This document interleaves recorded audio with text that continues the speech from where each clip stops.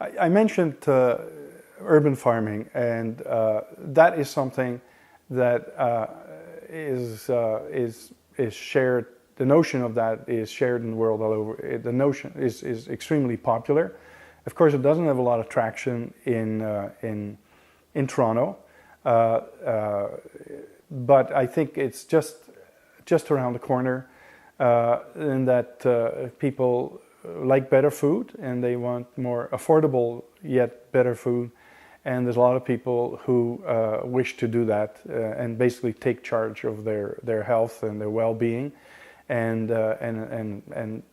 can't afford it to buy it or mistrust what they buy. And I think together with people having more time for that sort of thing,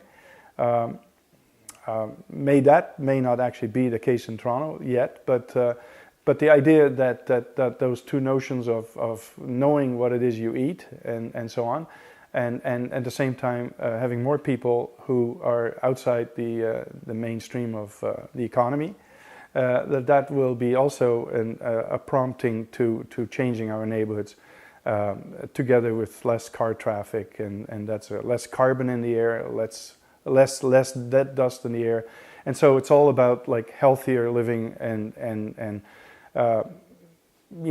basically this neighborhood, like for instance there's the Clinton and College. I mean, that's definitely a very specific neighborhood. There's a lot of that happening already. A lot of the garages, people have wonderful gardens in their places. They grow tomatoes and they make wine and everything else.